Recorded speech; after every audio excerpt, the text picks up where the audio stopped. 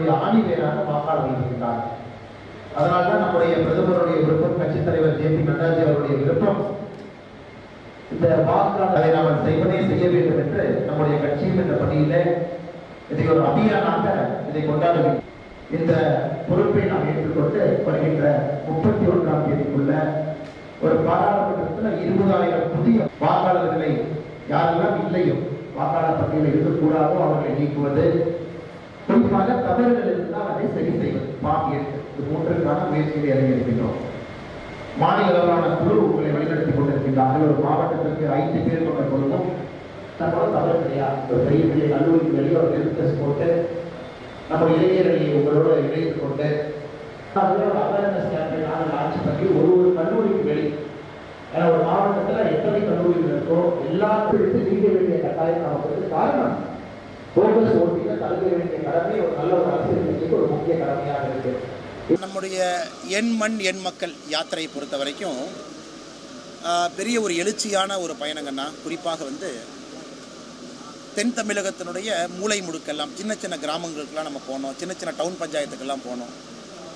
எல்லா இடத்துலையுமே ஒரு எழுச்சியை பார்க்க முடிந்தது. குறிப்பாக நரேந்திர மோடி அவர்களுக்கு நம்முடைய திட்டங்கள் 9 ஆண்டுகளாக கடைக்கோடியில் இருக்கக்கூடிய கிராமத்துக்கு ரீச் ஆகிருக்கு. நமக்கு தெளிவாக தெரியுதுங்கண்ணா. திட்டங்கள் ரீச் மட்டும் ஆகலைங்கன்னா, திட்டங்கள் மூலமாக மக்களுடைய வாழ்க்கை மாறி இருக்கு. ஸோ எல்லா இடத்துலையும் கண்கூடாக நம்மால் பார்க்க முடியாது. அது இந்த யாத்திரையினுடைய ஒரு பெரிய ஒரு விசேஷம் எங்களுக்கு. ஆனால் 234 தொகுதி 5 கட்டத்தில் பண்ணணுங்கண்ணா. 5 மாதங்கள், ஜனவரி 11ஆம் தேதி முடியணும். So 5 phases. இனி அடுத்தடுத்து வர்ற ஃபேஸ் பார்த்தீங்கன்னா அது குயிக்காக இருக்கும். இப்போ ஃபேஸ் 1ல் ஒரு நாளைக்கு சராசரியாக 8.9 கிலோமீட்டர், அதாவது 9 கிலோமீட்டர் கவர் பண்ணியிருக்கோம். ஒரு நாளைக்கு சராசரியாக 9 கிலோமீட்டர். அது 2ஆம் கட்டத்தில் சராசரியாக 12 கிலோமீட்டருக்கு அது போகும். இனி வர வர நம்முடைய நடக்கக்கூடிய நேரமும் காலமும் அதிகமாகிட்டே வரும். திராவிட முன்னேற்ற கழகம் ஆட்சிக்கு வந்த பிறகு குறிப்பாக அந்த பாக்ஸ் லேர்னிங், அந்த பாக்ஸ் மூலமாக கொடுக்கப்பட்ட பயிற்சியை ஃபஸ்ட்டு நிறுத்தினாங்க. நீட்டை பற்றி ஒரு போலியான கட்டமைப்பை இன்னும் ஆக்ரோஷமாக பேசுகிறாங்க. 2021 விட பெர்ஃபார்மன்ஸ் அதிகம், 2022 பெர்ஃபார்மன்ஸ் அதிகம், பாஸ் பர்சன்டேஜ் அதிகம்.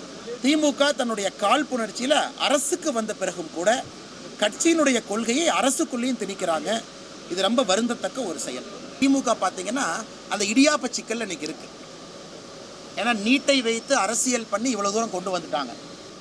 திமுகவினுடைய உண்ணாவிரத போராட்டத்திற்கு சாமானிய பொதுமக்கள் போகல. ஒரு ஆளுங்கட்சி ஆளுகின்ற எல்லா மாவட்டத்திலையும் போராட்டம் நடத்தியிருந்தா ஸ்தம்பிச்சிருக்கணும். எங்கேயுமே இல்லை, காமன் மேன் யாருமே பார்ட்டிசிபேட் பண்ணல.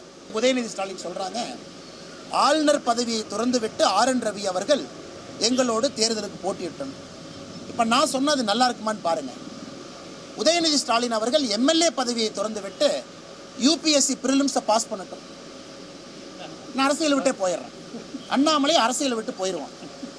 MLA பதவியை திறந்து விட்டு உதயநிதி ஸ்டாலின் ஒரு சாதாரண TNPSC எக்ஸாமை பாஸ் பண்ணட்டும், அல்லது சிவில் சர்வீஸ் எக்ஸாம், ஏன் குரூப் 4 பாஸ் பண்ணட்டும். ஆனால் ஃபிக்ஸிங் எதுவும் பண்ணக்கூடாதுன்னு, TNPSC எங்கிட்ட இருக்குன்னு சொல்லிட்டு ஃபிக்ஸிங் பண்ணக்கூடாது. அவங்ககிட்ட போய் ஒரு விதண்டாவாதத்திற்காக ஒரு மெச்சூரிட்டி இல்லாமல், காமன் சென்ஸ் இல்லாமல், ஒரு அரசு பதவியில் முக்கியமான பொறுப்பில் இருக்கக்கூடிய மாண்புமிகு அமைச்சர் திரு உதயநிதி ஸ்டாலின் அவர்கள் ஆளுநர் ரிசைன் பண்ணிட்டு வா, போட்டிக்கு போட்டி பார்த்துக்கலாம். அதனால் திமுகவினுடைய இடியாப்ப சிக்கல் என்பது அவர்களாகவே தினமும் புதுசாக பேசி அந்த இடியாப்பத்தை இன்னும் பெருசாக ஊற்றிக்கிட்டு இருக்காங்க. இதிலிருந்து DMK வெளியே வர முடியாதுங்கன்னா, இந்த வருடம் நீட்டு தேர்வு இந்த வருஷத்தை விட இன்னும் பிரமாதமாக இருக்கும். 2025 இன்னும் பிரமாதமாக இருக்கும். அதனால் இப்போவும் நான் திமுகவை கேட்டுக்கிறது, நீட்டை வச்சு நாங்கள் அரசியல் பண்ணணும்னு சொல்லிட்டு வெளியே வந்தீங்கன்னா அது கேம் முடிஞ்சுது. எத்தனை உயிர்களை இன்னும் காவு கொடுக்க போகிறீங்க? அதனால் இது எதுவுமே அரசியலமைப்பு சட்டத்தின்படி நடைமுறைக்கு செய்யவே முடியாதுங்கண்ணா.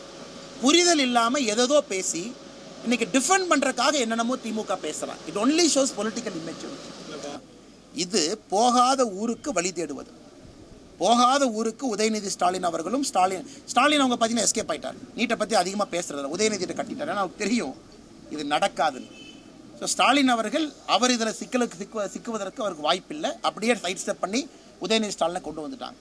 இன்னைக்கு இவர் உள்ளே பூந்திருக்கார். அதனால் தயவு செய்து என்னுடைய அன்பான வேண்டுகோள், திமுகவினுடைய சீனியர் தலைவர்கள் உதயநிதி ஸ்டாலின் அவர்களுக்கு பாடம் எடுக்க வேண்டும். அரசியலமைப்பு சட்டம் என்ன, மெடிக்கல் கவுன்சில் ஆஃப் இந்தியா என்ன, அக்ரிடேஷன் என்ன, கன்கரண்ட் லிஸ்ட் என்ன, ஸ்டேட் லிஸ்ட் என்ன, அல்லது நீட்டினுடைய டேட்டாவை அவர் பார்க்கணும். பார்த்தாருன்னா மனசு மாறுவார். அது மாறுங்கண்ணா, அது மாறும். எலெக்ஷன் பக்கத்தில் வர வர எலெக்ஷன் வரும்பொழுது அவங்களுக்கு ஒரு 36 மாதம் ஆயிருக்கும். 36 மாதம் ஆட்சியும் பாரதிய ஜனதா கட்சியினுடைய 9 ஆண்டு ஆட்சியும் தராசு தட்டில் வச்சு பார்க்கும் பொழுது ஒரு நல்ல முடிவெடுப்பார். சிஏஜி ரிப்போர்ட்டை பொறுத்த வரைக்கும் தமிழ்நாடு அரசின் மீது நான் எடுத்து வச்சேன் அப்படின்னா வேஸ்ட்ஃபுல் எக்ஸ்பெண்டிச்சர், எக்ஸசிவ் எக்ஸ்பெண்டிச்சருங்கிறாங்க. அது ஊழலா? இப்போ தமிழ்நாடு அரசு மேலே இருக்கக்கூடிய சிஏஜி ரிப்போர்ட் எடுத்து வச்சேன்னா வேஸ்ட்ஃபுல் எக்ஸ்பெண்டிச்சர்னு ஒரு வார்த்தையை பயன்படுத்துகிறாங்க. 200 கோடியில் முடிச்சிருக்கணும், 220 கோடி ஆயிருக்கு. அப்போ 20 கோடி ஊழல்னு யாராவது சொல்லுவாங்களா? அது எக்ஸ்ட்ரா எக்ஸ்பெண்டிச்சர்னு சொல்லுவீங்களா, ஊழல்னு சொல்லுவீங்களா? அதனால் எதிர்க்கட்சியை பொறுத்த வரைக்கும் பேசுறதுக்கு பேசலாம்.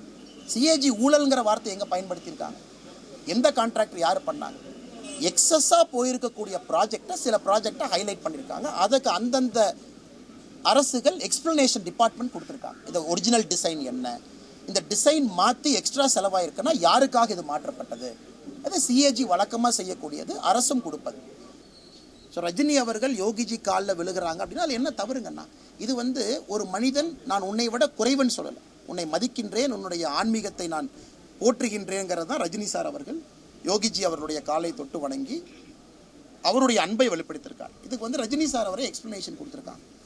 இதில் வேலையில்லாத சில கட்சிகள், வேலையில்லாத தமிழகத்தில் இருக்கக்கூடிய சில தலைவர்கள் தொட்டதெல்லாம் குற்றம்னு பேச ஆரம்பிச்சு அதுக்கு எண்டு என்னன்னா